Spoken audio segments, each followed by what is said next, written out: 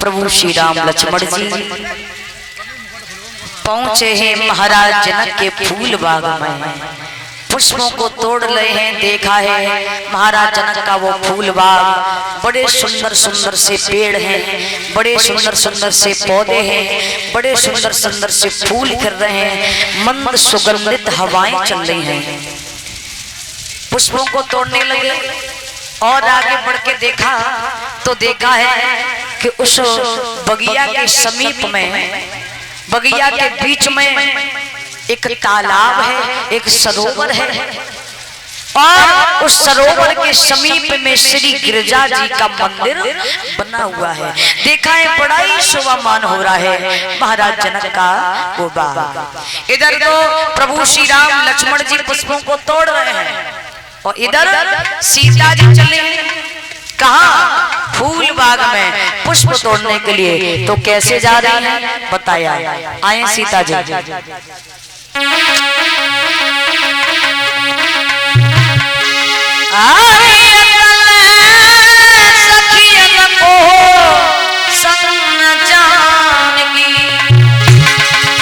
चलिए सीता जी।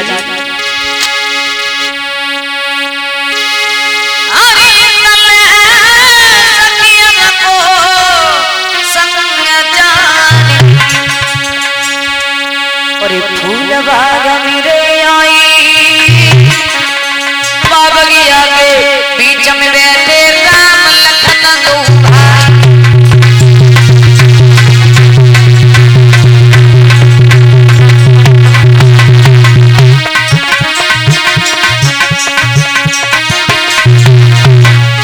आ जाए सीता जी, चलिए सहेलियों को लेकर के।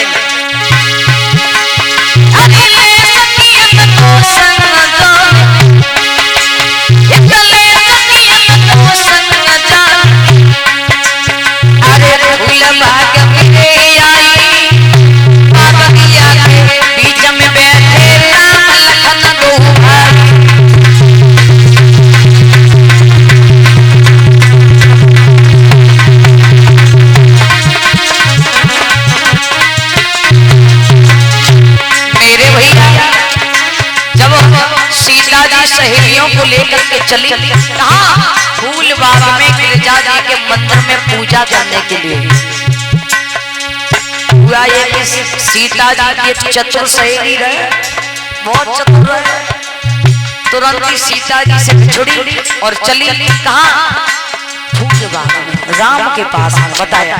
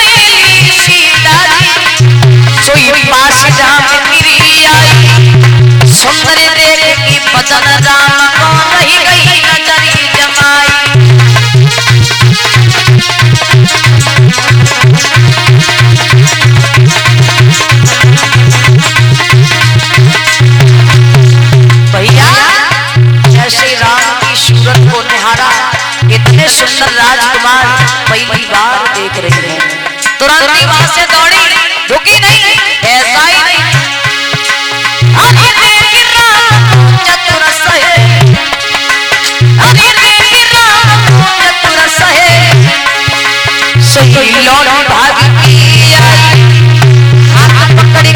सीता जी को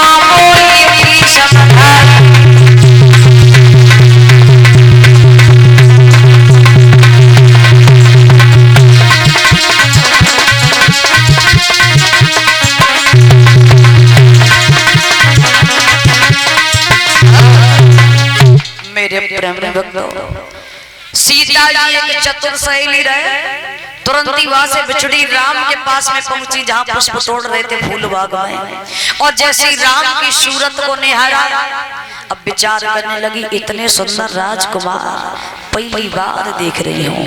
रुकी नहीं, तुरंत ही वहां से दौड़ी और सीता जी के पास में पहुंची और हाथ पकड़ के बोली, बहना जब फूल बाग में इतने सुंदर राजकुमार हैं, इतने सुंदर राजकुमार हैं, उनकी सुंदरता की बढ़ाई 2-4 दिन का 10-20 दिन क्या सारी जिंदगी करें फिर भी कम है, और हमें तो ऐसा मालूम पड़ रहा है जैसे कि राम बगिया पधारे हैं। चलिए लाओ तो मैं भी दिखा लाते हैं। तुरंत ही सहेली ने सीता जी को हाथ पकड़ा और पहुंच गई जहां प्रभु श्री राम लक्ष्मण जी पुष्पों को तोड़ रहे थे। राम लक्ष्मण खड़े हो जाए। अब भैया पहुंचिए जहां राम लक्ष्मण पुष्पों को तोड़ रहे हैं, और जैसे ही सीता जी ने राम को निहारा विचार करने लगी, तो वास्तविक सुंदर है। अब विचार कर रही हैं, कल हमारा स्वयंवर है, बड़े बड़े योद्धा पधारेंगे, पता न इनके हाथ से वो धनुष टूटे हो या न टूटे हो। और जैसे ही राम ने सीता जी की तरफ देखा, समझ गए यही सीता जी हैं, ये तो बहुत सुंदर है। प्रभु श्री राम सीता जी की तरफ देखने लगे, टकटकी लगा करके देख रहे हैं, और सीता जी प्रभु श्री राम की तरफ देख रही हैं टकटकी लगा करके। आज प्रभु श्री राम और सीता जी एक दूसरे की तरफ देखने लगे। सीता जी मोहित हो गई, अब विचार करने लगी, पता नहीं इनके हाथों से धनुष टूटेगा कि नहीं टूटेगा। विचार कर रही हैं, ऐसा ही नहीं बताया कि बढ़ गए प्रेम की डोरी में, और चित छोड़ आप चित छोड़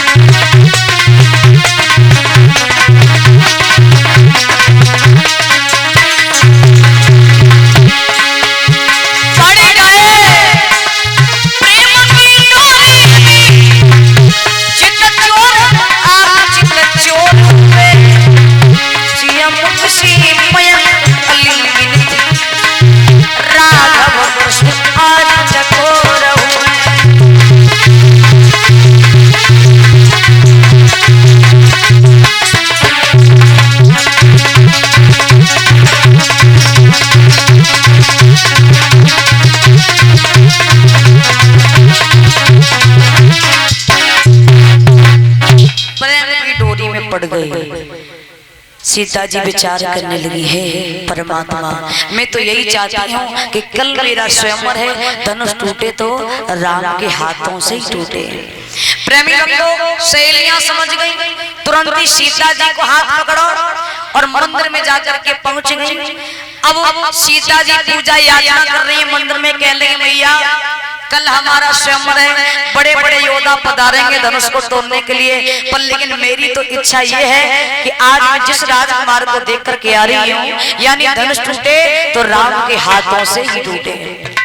गिरिजा मैया प्रकट हुई, कह लगी सीते तुम्हारे धनुष को तोड़ने के लिए चाहे कितने भी वीर बहादुर क्यों ना झुक जाएं, पर लेकिन आप जिसको दिल से चाहोगे उन्हीं के हाथों से धनुष टूटेगा।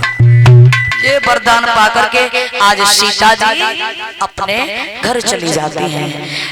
जनक राज को पता चला, इधर राम लक्ष्मण गुरुदेव के पास में पहुंच जाते हैं, पूजा याचना की है गुरुदेव ने। जनक राज को पता चला है कि हमारी बगिया में राम लक्ष्मण विश्वामित्र जी पधारे हैं, तो तुरंत ही आदि सम्मानी शैतों ने बुलाया है।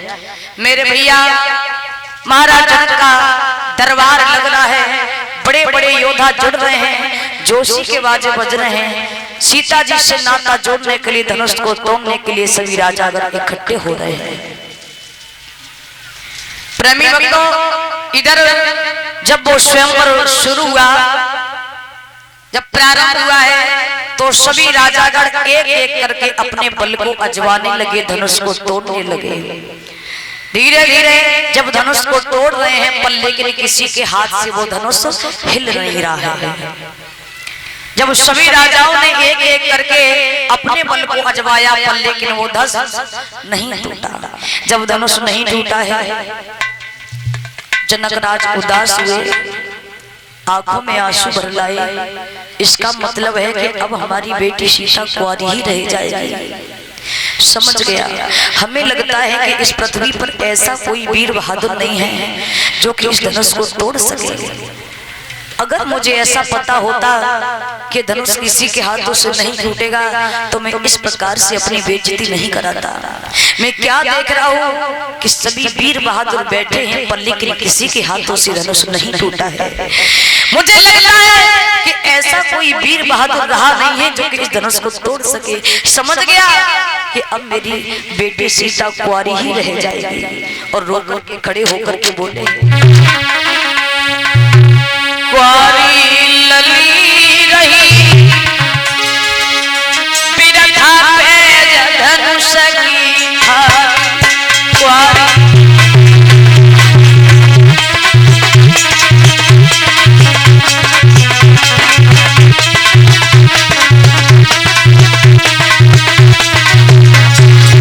समझ गया, कोई वीर बहादुर नहीं है ऐसा। क्षत्रिय पे धनुष न टूटो, सब विधि भागी लली को फूटो, सब विधि भागी लली को फूटो,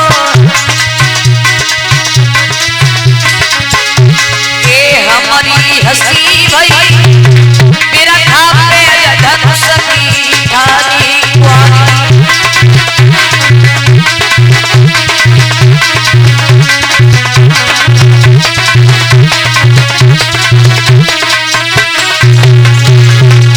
जब ये बात जनक राज ने कही, लक्ष्मण जी पर नहीं रुका गया। जनक राज क्या कह रहे हैं कि ऐसा कोई वीर बहादुर नहीं इस पृथ्वी पर जो कि धनुष को तोड़ सके। अरे लखियस बचन लखन ऋषि बाड़ी, जनक राज से गिराई चारी, जनक राज से गिराई चारी, अवया सामी गई बिरथा पे धनुष की कुंवारी।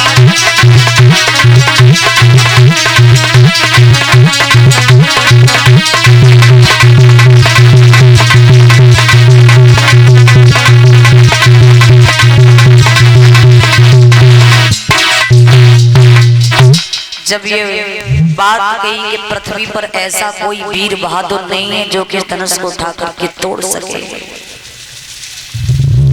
लक्ष्मण जी पर नहीं रुका गया। लक्ष्मण जी खड़े हो गए, क्या कह रहे हो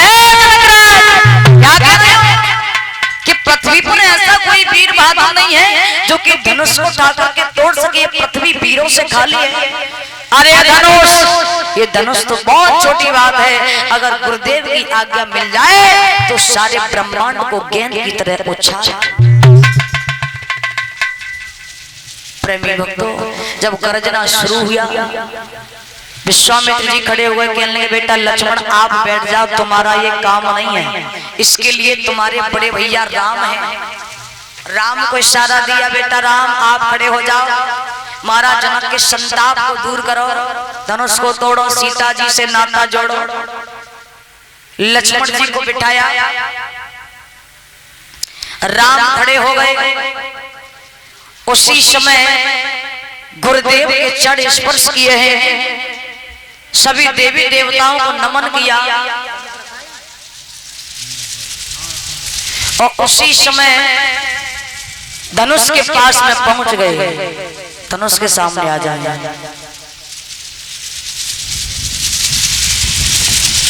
प्रभु श्री रामचंद्र जी ने उस धनुष को नमन किया है, तो जितनी शक्ति थी उस धनुष में, तो भोले बाबा ने सारी शक्ति छीन कर दी। परंतु राम ने देने की वो धनुष उठा लिया और तोड़ दो।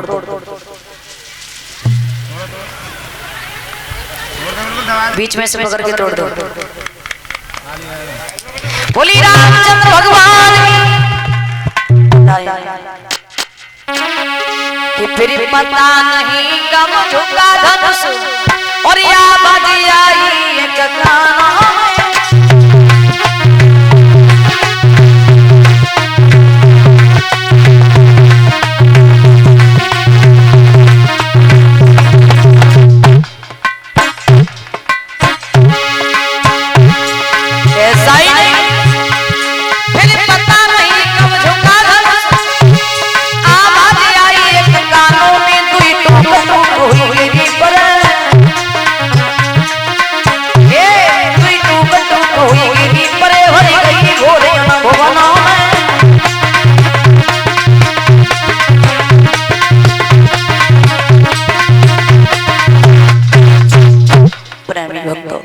धनुष को तोड़ दिया।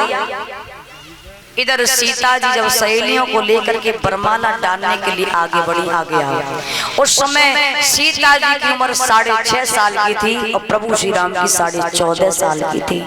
सीता जी छोटी थी।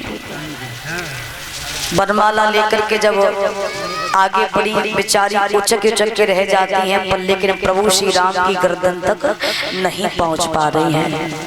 अब सहेलियां बड़ी हैरान, सीता जी छोटी है, बरमाला कैसे पड़े? तो सहेलियां समझा के बोली राम देखो एक काम करो, हमारी जिजी तो छोटी है और तुम बड़ी हो, इसलिए हमारी एक बात मान ले का कि झुक जाइयो तनिक रघुवी मेरी बारी है, छोटी है झुक जाइयो तनिक रघुवी।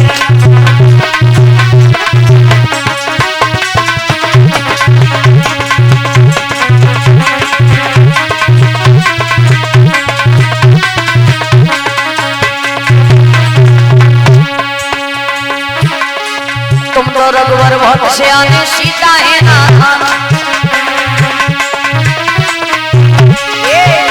हाँ तुम तो रघुवर बहुत सियाने सीता है ना, झुकी जइयो कौशल्या के लाल लली मेरी बारी है, छोटी है झुकी जइयो तनिक रघुवीर।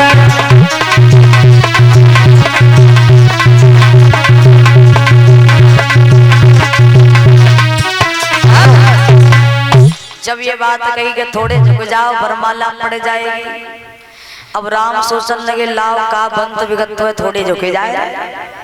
और जैसे ही राम झुकने के लिए तैयार हुए, लक्ष्मण खड़े हो गए, कहने लगे भैया क्या कर रहे हो? ससुराल में सऊ आज भौजाई के सामने झुक गए तो सारी जिंदगी झुकना पड़ेगा, इसलिए झुक मत जाना। अब तो भैया प्रभु श्री राम सतर सीना करके खड़े हो गए। अब सहेलियां बड़ी हैरान, तब तो सही खड़े हथे, अब तो और ज्यादा हो गए, अब क्या करें। और इधर सखियां लक्ष्मण जी के पास में पहुंची। लक्ष्मण जी तुम ही कोई ऐसा उपाय करो जिससे वरमाला पड़ जाए, क्योंकि तुम ही ऐसा कोई उपाय कर सकते हो। इधर विश्वामित्र जी ने बोल दिया। लक्ष्मण जी को सुनाते हुए जनक राज से कहा, हे जनक, तुम्हारी जो बेटी उर्मिला है, उर्मिला की शादी हमारे लक्ष्मण के साथ में कर दियो। अब तो लक्ष्मण खुशी के मारे चटके जाएंगे, भैया की शादी हो जाएगी तो हमारी भी शादी हो जाएगी। लाओ जल्दी बंदी पैर छू लेता है, फिर हमारी भी शादी होने वाली है। तुरंत ही पैर छूने के लिए आगे बढ़े। पैर छुओ, प्रभु श्री राम के पैर छू लो।